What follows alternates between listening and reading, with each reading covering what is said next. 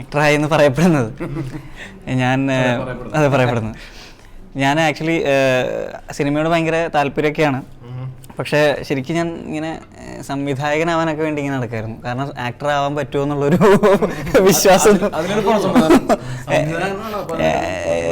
അതല്ല, എനിക്ക് അത്ര ഒരു കോൺഫിഡൻസ് ഉണ്ടായിരുന്നില്ല. ഞാൻ ആക്ച്വലി എൻ്റെ ഒരു ഫ്രണ്ട് ഒരു പടത്തിൻ്റെ ഓഡിഷന് പോയപ്പോൾ എന്നെ വിളിക്കുകയും ഞാൻ ഒട്ടും പ്രതീക്ഷയില്ലാതെ പോയി അറ്റൻഡ് ചെയ്യുകയും ചെയ്തു. പക്ഷേ ഞാൻ സെലക്റ്റഡായി. അതിൽ ബഡ്ഡി എന്ന് പറയുന്ന എൻ്റെ ആദ്യത്തെ സിനിമ, രാജ് പ്രഭാവതി മേനോൻ സംവിധാനം ചെയ്തത്, അനൂപ് മേനോൻ മെയിൻ ക്യാരക്ടർ ചെയ്ത പടം. അപ്പോൾ അതിലൊരു നല്ല വേഷം തന്നു. അതിനുശേഷം എന്നെ മറ്റു പടങ്ങളിലേക്ക് റെഫർ ചെയ്യപ്പെട്ട് മെമ്മറീസ്, ദൃശ്യം, അങ്ങനെ ഓരോ പടങ്ങൾ വന്ന് പ്രേക്ഷകർ നമ്മളെ ഒരു ആക്ടറായിട്ട് ഐഡൻറ്റിഫൈ ചെയ്ത് തുടങ്ങിയപ്പോഴാണ് സത്യം പറഞ്ഞാൽ എനിക്ക് ഭയങ്കര ഒരു കോൺഫിഡൻസ് ആയത്. ഇപ്പം ഫുൾ ഓണായിട്ട് ഇറങ്ങി തിരിച്ചിരിക്കുകയാണ്. നമ്മളിപ്പോ ചെയ്ത സപ്തമശ്രീ തസ്കര എന്നുള്ള ചിത്രമുണ്ട്, അതില് വന്നപ്പോഴാണ് നമ്മളെല്ലാരും ഒന്ന് മീറ്റ് ചെയ്യുന്നത്. അതിലൊരു എക്സ്പീരിയൻസ് ഒക്കെ എന്തായിരുന്നു നീരജിന്റെ? നമ്മുടെ ഒരു ലൊക്കേഷനിലെ ഒരു ഫ്രണ്ട് ചാറ്റിംഗ് പരിപാടികളൊക്കെ എങ്ങനെ ഉണ്ടായിരുന്നു? ഒരിക്കലും ഞാൻ പ്രതീക്ഷിച്ച പോലെ ഞാൻ ഇതിനു മുന്നേ ചെയ്ത പോലെ ഒരു പിയർ ഗ്രൂപ്പ് ഒന്നും ആയിരുന്നില്ല. പല ഏജിലുള്ള പല ആൾക്കാർ, നമ്മുടെ ഈ 7 കള്ളന്മാരുടെ ഏജ് കാറ്റഗറി വേണുങ്കൾ മുതൽ വയസ്സന്മാരല്ല, നമ്മളെക്കാൾ എക്സ്പീരിയൻസ് ഉള്ള സീനിയർ ആയിട്ടുള്ള ആൾക്കാർ. അപ്പം ഞാൻ സത്യം പറഞ്ഞാൽ അനിലേട്ടൻ എങ്ങനെ ആയിരിക്കുമെന്നുള്ളതിനെ പറ്റി എനിക്ക് യാതൊരു ഐഡിയ ഉണ്ടായിരുന്നില്ല. ഫസ്റ്റ് ദിവസം എന്നെ വിളിക്കുകയും പാലക്കാട് വന്നിട്ട് ഭയങ്കര ഈസി ആയിട്ടേ താടി ഉണ്ടല്ലേ മറ്റേ പടത്തിൽ, അപ്പോൾ കുഴപ്പമില്ല താടിയൊക്കെ വന്ന ഉടനെ പടത്തിൽ ചോദിക്കുക പറയുകയോ അല്ലെങ്കിൽ ഒന്നും ചെയ്യാതെ തന്നെ അവിടെ നിന്ന് പോകുന്നതിന് മുമ്പേ താൻ തന്നെയാണ് ക്യാരക്ടർ ചെയ്യുന്നത് എന്ന് പറയുന്ന രീതിയിൽ വളരെ കാഷ്വലായിട്ടുള്ള ഒരു ബ്രേക്കിംഗ് ദി ഐസ് അവിടെ തന്നെ അനിലേട്ടൻ ചെയ്തു. പിന്നെ സെറ്റിൽ വന്നു കഴിഞ്ഞപ്പം ഒരിക്കലും എന്താ പറയുക, എനിക്ക് ഒരുപാട് എക്സ്പീരിയൻസ് കിട്ടുകയുണ്ടായിട്ടുള്ളൂ എല്ലാവരുടെ അടുത്തുനിന്നും. അല്ലേ സുധി? എന്ത് രീതിയിലുള്ള എക്സ്പീരിയൻസ് എന്ന് പറഞ്ഞു കഴിഞ്ഞാൽ നമ്മളിപ്പോൾ വേണുങ്കളിനൊക്കെ പോലുള്ള സീനിയർ ആയിട്ടുള്ള ആൾക്കാർ, പിന്നെ എന്ത് രീതിയിലുള്ള എക്സ്പീരിയൻസ് ഈ റാഗിങ് എന്ന് പറയുന്നത് ആക്ച്വലി നിരോധിച്ചിരിക്കുന്ന ഒരു, അപ്പം അത് നിരോധിച്ചിരിക്കുകയാണല്ലോ. അപ്പം ആൻറ്റി റാഗിങ് സ്ക്വാഡൊക്കെ വളരെ ശക്തമായ സ്ഥിതിക്ക് ചെറിയ രീതിയിലൊക്കെ എപ്പോഴെങ്കിലുമൊക്കെ ചില തൈൽ മുടി കുറവുള്ള താടിയൊക്കെ ചില സംഘം ചേർന്ന് ചില ആക്രമണമൊക്കെ ഉണ്ട്. പക്ഷെ നിരുപദ്രവകരമായ ആക്രമണങ്ങളായതുകൊണ്ടും അത് വളരെ സ്നേഹം കൊണ്ടൊക്കെ. എൻ്റെ ക്യാരക്ടർ നാരായണൻകുട്ടി എന്ന് പറയുന്ന ഒരു ഗ്രാമീണനായിട്ടുള്ള ഒരു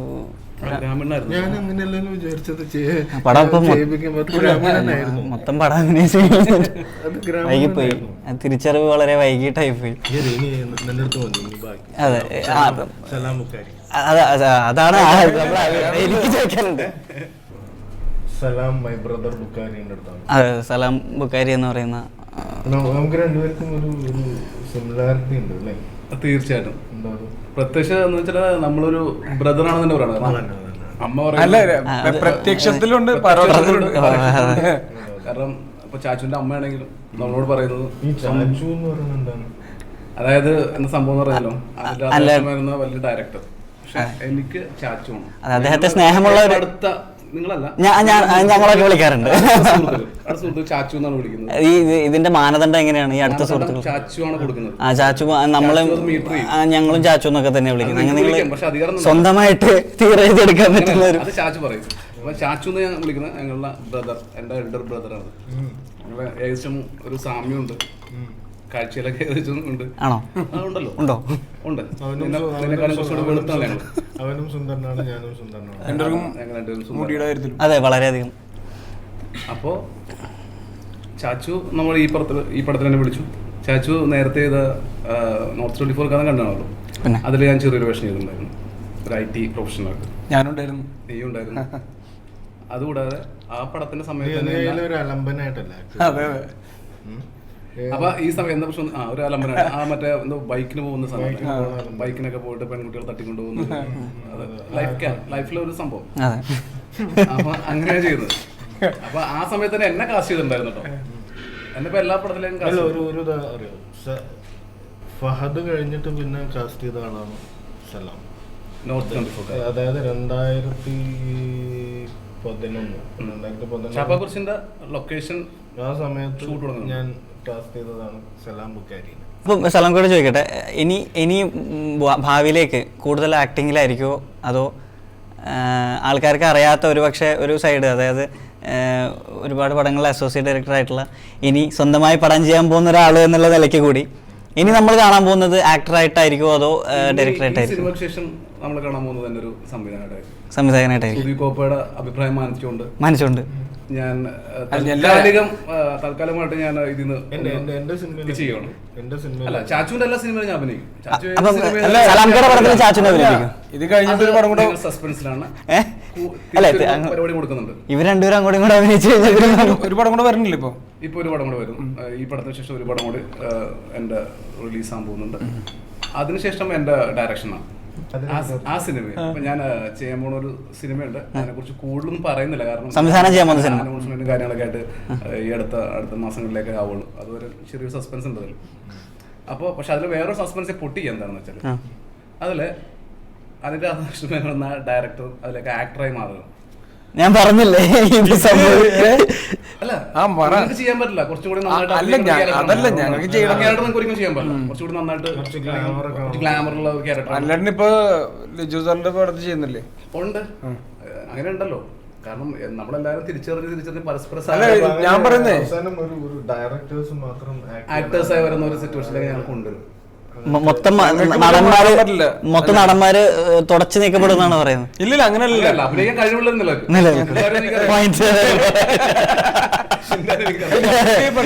പറ്റില്ല എനിക്കൊക്കെ. ഞങ്ങളുടെ കുലത്തൊഴിലാണ് ചെയ്യാൻ പറ്റുമെന്ന് ഞാൻ പ്രതീക്ഷിക്കുന്നുണ്ട്. അതിലേക്ക് തന്നെ അല്ല, നിനക്ക് എന്തായാലും നല്ലൊരു ഭാവിയുണ്ട്. മലയാള സിനിമയിൽ മാത്രമല്ല തമിഴ് സിനിമയിലൊക്കെ നല്ലൊരു ഭാവം നമ്മൾ കാണുന്നുണ്ട്. സുധി ഈ പടത്തിലേക്ക് വന്ന് സുധി അതിന് മുന്നത്തെ ചാച്ചുവിന്റെ പടത്തിലുണ്ടായിരുന്നു. സുധി എന്റെ എല്ലാ പടത്തിലും ഉണ്ടാവും. ഡിഫോൾട്ട് ആയിട്ടുള്ള ഒരു 2-3 പേരുണ്ട്. സലാം ബുക്കാരി, സുധി കോപ്പ, ഇതൊക്കെ ക്യാരി ഫോർവേഡാണ്. ഇതിലേക്ക് ആഡ് ഓൺ ആയിട്ടുണ്ടോ ഈ പടത്തിൽ ആരെങ്കിലും? എന്തായാലും ചാച്ചു ഒന്നുകൂടെ സുധി ഫസ്റ്റ് ചെയ്ത പടം ഞാൻ സുധീരായിട്ട് വർക്ക് ചെയ്ത സാഗർ ജാക്കിലാണ്. അന്നുപോലെ ഞങ്ങളൊരു സുഹൃത്തുണ്ട്. ഫോണിലൂടെ ആണെങ്കിലും അങ്ങനെ ഒരു ബന്ധം ഇപ്പോഴും നിലനിൽക്കുന്നുണ്ട്. പക്ഷെ പുള്ളി ഇപ്പൊ ഒരു വലിയ ആക്ടറൊക്കെ ചാച്ചിനോട് വേറെ കഴിഞ്ഞിട്ടില്ല പേഴ്സണലി. അല്ല, ഇത് തന്നെ ഈ സപ്തമശ്രീ തസ്കര എന്നാണല്ലോ ഇവിടെ നമ്മുടെ ഇപ്പോ ചിത്രത്തിന്റെ പേര്. നല്ല രീതിയിൽ ഇപ്പൊ പോയിക്കൊണ്ടിരിക്കുകയാണ്. അതെ അതെ അതെ. അങ്ങനെയല്ല, പോകാൻ തുടങ്ങി. എന്താണ് സപ്തമശ്രീ തസ്കര? അതെ, നല്ല രീതിയിൽ ഓടിക്കൊണ്ടിരിക്കുകയെന്ന് പറഞ്ഞത്. നല്ല രീതിയിൽ ഓടിക്കൊണ്ടിരിക്കുന്ന ചിത്രമാണ്. എന്താണ് സപ്തമശ്രീ തസ്കര എന്നൊരു ടൈറ്റിൽ ഇടാൻ കാരണം? വെറുതെ ആൾക്കാർ കേട്ടിട്ട് അതിന്റെ ഒരു ക്യൂരിയോസിറ്റി ഉണ്ടാവില്ലേ, ഒരു ഇന്നുവരെ കേൾക്കാത്തൊരു പേര്. ശരിയാണ്. അല്ല, ചാച്ചു ആദ്യം പറയുമ്പോഴും എനിക്ക് അങ്ങനെ പെട്ടെന്ന് ഒരു ഇൻട്രസ്റ്റിംഗ് ആണെന്ന് ഞാൻ പറഞ്ഞിരുന്നു. ഒരു കറക്ഷൻ വേണ്ടെന്ന് പറഞ്ഞിരുന്നു. അതിനെ കുറിച്ച് ചർച്ച വരാണല്ലോ മാധ്യമങ്ങളിൽ.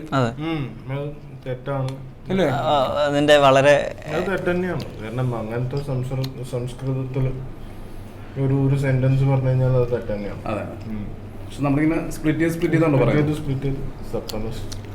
സപ്തമ ശ്രീ തസ്കര. അതിന്റെ കറക്റ്റ് മലയാളം ട്രാൻസ്ലേഷൻ ചാച്ചു കുത്ത് തസ്കര. പിന്നെ ആ ലാസ്റ്റ് അതിനെന്താ പറയാ, ആ രണ്ട് അടപ്പ് പേര്.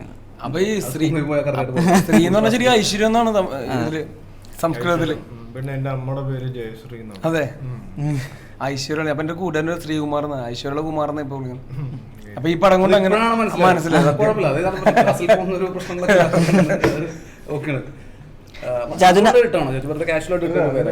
ഇന്ന് കഥ ഞാൻ അതായത് ഒരു ബ്രീഫായിട്ട് എഴുതിയിട്ടുണ്ട്. 7 ക്യാരക്ടേഴ്സ്. അപ്പം 7 പേര് ചെയ്യുന്ന ഒരു മോഷണം, അതാണ് സിനിമ.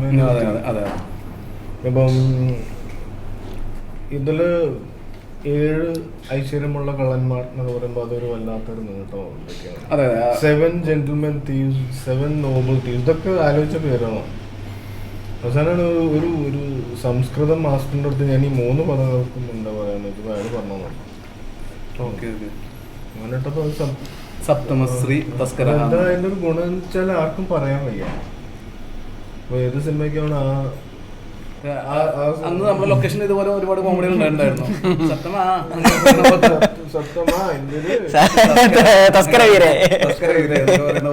ചില തമാശകൾ. പക്ഷെ അല്ല എന്തൊരു പടം എന്തായാലും അത് കാണണം. അല്ല ഇപ്പൊ SST എന്നൊക്കെ പറഞ്ഞിട്ട് ഷോർട്ട് ഫോം ഒക്കെ വന്നല്ലോ. ടൈറ്റിൽ എന്തായാലും ഭയങ്കര ഹിറ്റായിരുന്നു. പക്ഷെ അതുപോലെ തന്നെ ഈ നോർത്ത് 24 കാലം അല്ല, അത് ആ പേരിനൊരു അർത്ഥം ഉണ്ടായിരുന്നു. അത് അതിൽ ഫഹദിന്റെ ഹരികൃഷ്ണൻ എന്ന് പറഞ്ഞ ക്യാരക്ടർ ഉണ്ട്. ഒരു സ്റ്റേറ്റ് ഓഫ് മൈൻഡ്, ആ ഒരു സ്റ്റേറ്റ് ഓഫ് മൈൻഡിലേക്ക് എത്താൻ 24 കാതം പോകണം എന്നായിരുന്നു ഞാൻ മനസ്സിലാക്കുന്നത്. അതങ്ങനെ ഉണ്ടായിരുന്നല്ലോ, ഒരു കാതം എന്ന് പറഞ്ഞാൽ ഇത്ര കിലോമീറ്റർ ഉണ്ടായിരുന്നു. വടക്ക് 24 കാതം എന്ന് വെക്കായിരുന്നു. പക്ഷെ ആരെങ്കിലും ആ വടക്കിന്റെ പുറത്തൊരു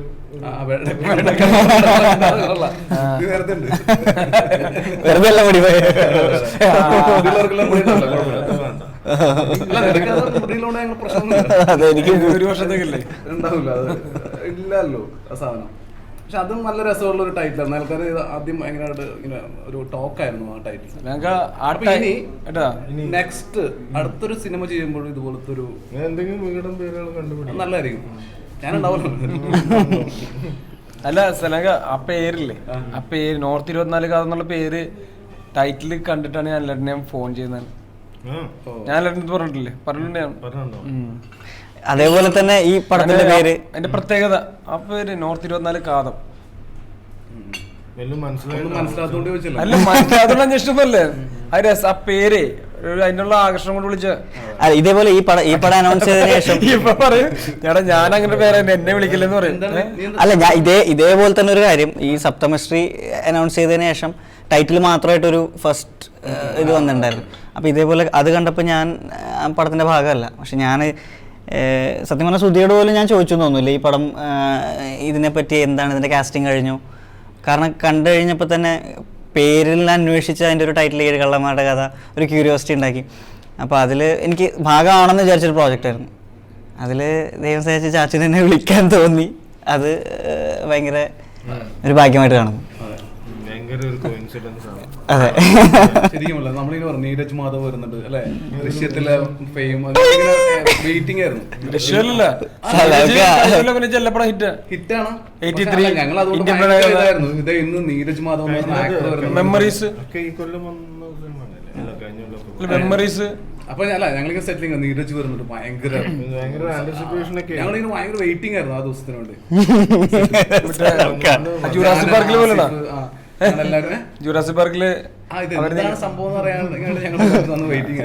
എന്താണ് ഐറ്റം അല്ലേ, എന്താണ് ഐറ്റം. പക്ഷെ നന്നായി ചെയ്തിട്ടുണ്ട്, നന്നായി വന്നിട്ടുണ്ട്. എനിക്ക് ഭയങ്കര ഇഷ്ടമായി ക്യാരക്ടർ. സുധി കോപ്പയുടെ ക്യാരക്ടറും ഭയങ്കര രസമായിരുന്നു. ഒരു പ്രത്യേകത ഉണ്ടല്ലോ അതിന്. സപ്തമ ശ്രീ ഇപ്പൊ ഇങ്ങനെ എല്ലാരും അത് കണ്ടിട്ട് എല്ലാരും പറയുന്നുണ്ട് സുധി കോപ്പ നീരജ് മാധവാണ് അടുത്ത സ്റ്റാർസ് എന്നൊക്കെ പറയുന്നത്. ക്രിസ്മസ് ഒക്കെ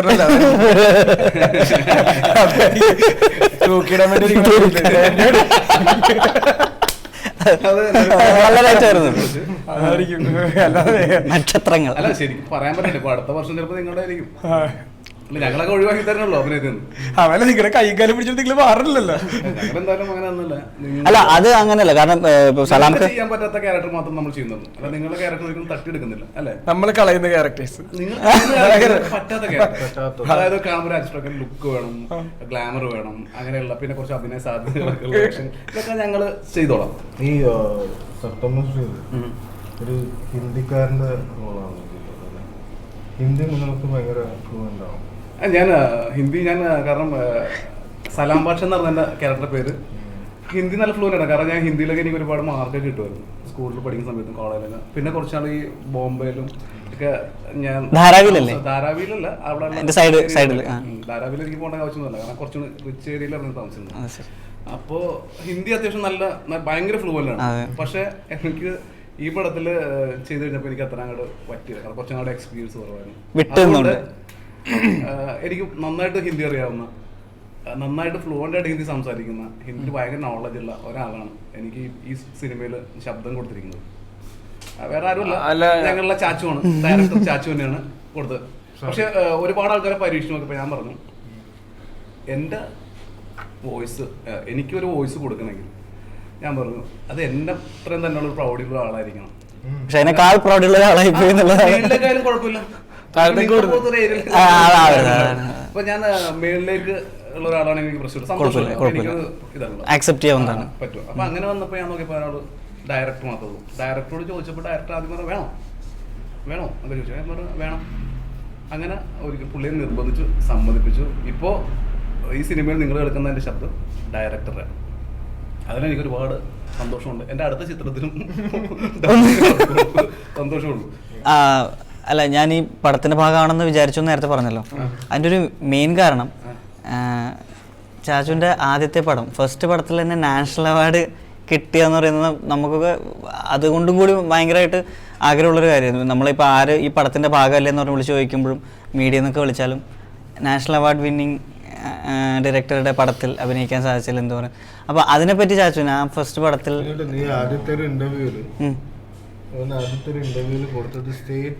അത് ഞാനല്ല കൊടുത്തത്. അവർക്കും അറിയാതിരിക്കും, കൃത്യമായിട്ട് ഞാൻ പറഞ്ഞതാണ്. അത് പ്രിന്റ് മിസ്റ്റേക്കിൽ പറ്റിയത്. അതെ വേറൊന്നുമില്ല, ഇത്ര സ്റ്റേറ്റ് ചേർന്നല്ലേ സെൻട്രല്. അപ്പൊ കറക്റ്റായിട്ട് അല്ല, ചോദ്യം ചാച്ചു, ആ ഫസ്റ്റ് പടത്തിന് അങ്ങനെ ഒരു അവാർഡ് കിട്ടുമെന്നുള്ളൊരു പ്രതീക്ഷ ഉണ്ടായിരുന്നു? അല്ലെങ്കിൽ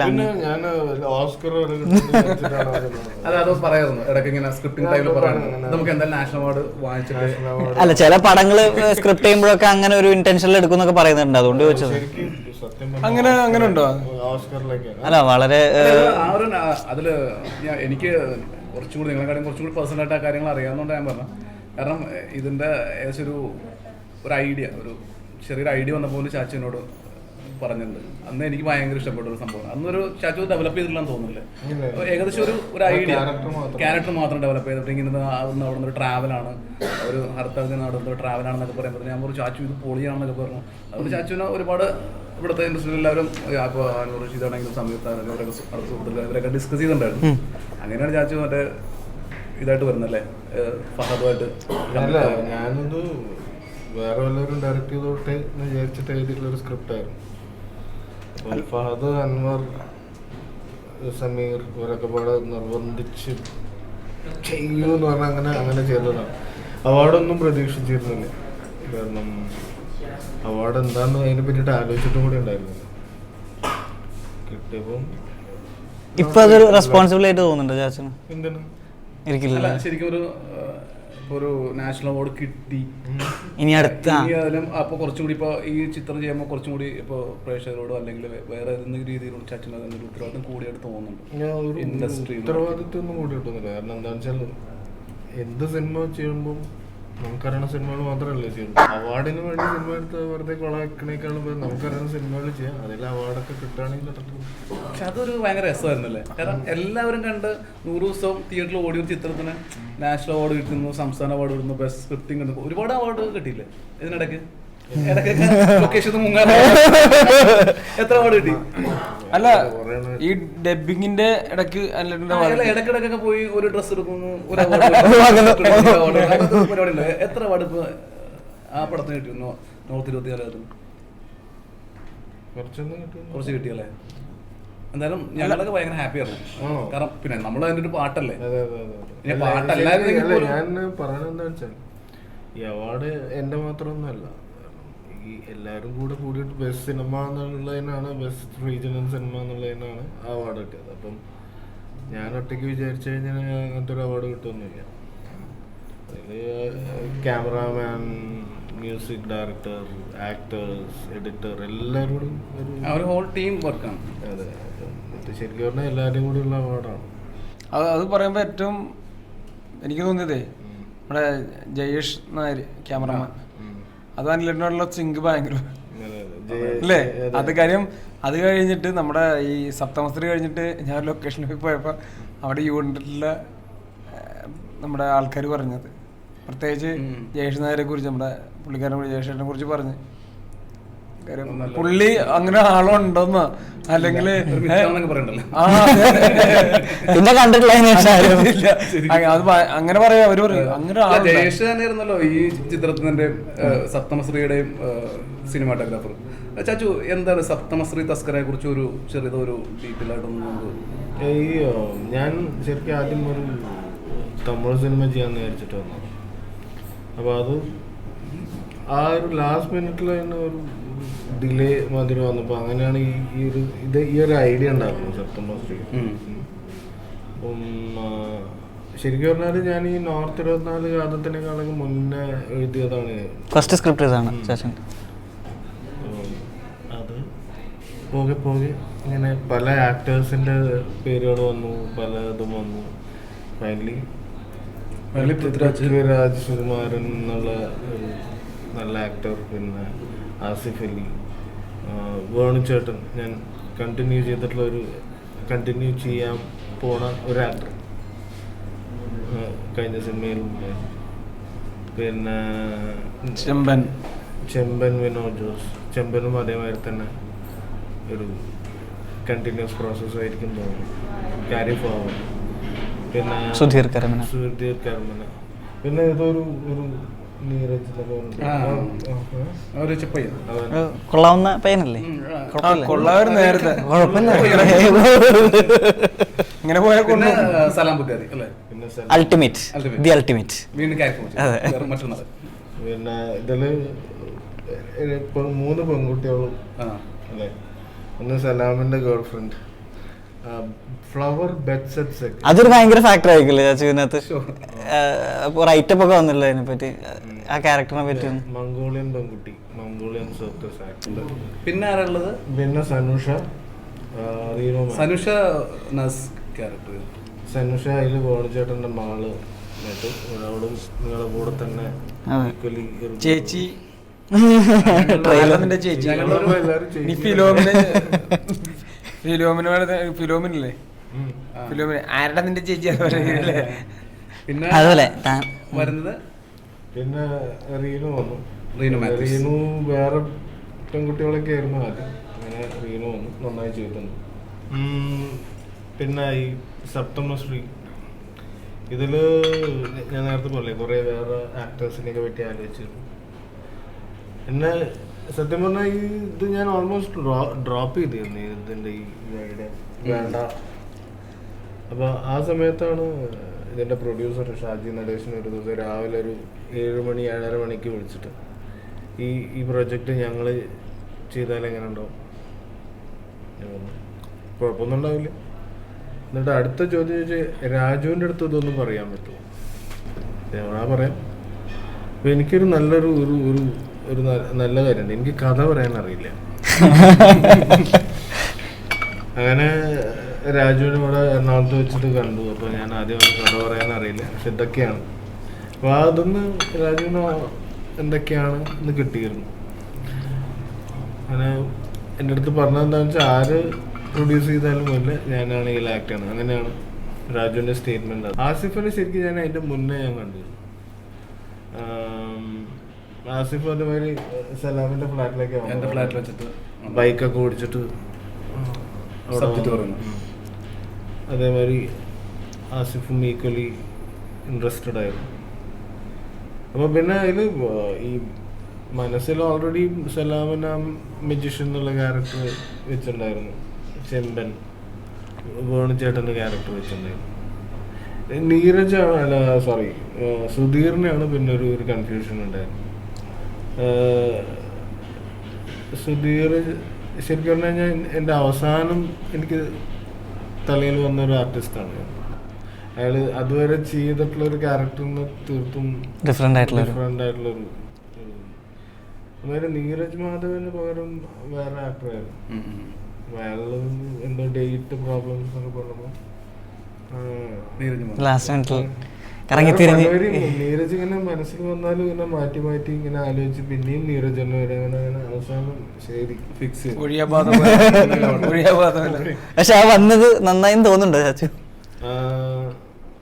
നന്നായി തോന്നുന്നുണ്ട്. സന്തോഷം. അത് കേട്ടത് ഡയറക്ടർ പറഞ്ഞത്, അത് കേട്ടത്. ഞാൻ ഇതിന്റെ ടെക്നീഷ്യൻസിനെ പറ്റിട്ട് പറഞ്ഞു. അതെ, റെക്സ് കഴിഞ്ഞ സിനിമയിൽ ഗോവിന്ദ് മേനോനാണ് ഇപ്പോഴത്തെ തൈക്കുടം ബ്രിഡ്ജ് എന്നൊക്കെ ഗോവിന്ദായിരുന്നു ചെയ്തത്. അപ്പോൾ ഈ പ്രാവശ്യം റെക്സ് ആണ് ചെയ്തത്. Rex Vijayan, avial band, the legend. കഴിഞ്ഞ പടത്തിൽ ഒരു പാട്ട് ചെയ്തിട്ടുണ്ടായിരുന്നു. അതിൽ കഴിഞ്ഞ പടത്തിലൊരു പാട്ട് ചെയ്തിരുന്നു. അപ്പോൾ ഈ പ്രാവശ്യം എന്താ ഉണ്ടായിരുന്നു വെച്ചാൽ ഗോവിന്ദന്റെ കൂടെ പ്രോഗ്രാം ചെയ്തിരുന്ന ആളാണ് സുഷിൻ. സുഷിൻ സുഷിൻ ഗോവിന്ദ് അല്ല സോറി റെക്സ് കൊടുത്തതാണ് ഈ ഒരു ടൈറ്റിൽ, ബാക്ക്ഗ്രൗണ്ട് സ്കോർ. ഈ പടത്തിൽ നമ്മുടെ അവന്റെ ആദ്യത്തെ ബാക്ക്ഗ്രൗണ്ട് സ്കോർ ചെയ്യുന്ന സിനിമയാണ്. അപ്പൊ അങ്ങനത്തെ പ്രത്യേകത ഉണ്ട്. പിന്നെ അതുമാതിരി editor Manoj Kannoth, national award കിട്ടിയിരുന്നു മനോജിന് ഈ ഇൻസ്റ്റിറ്റ്യൂട്ട് ഒരു ഫിലിമിന്.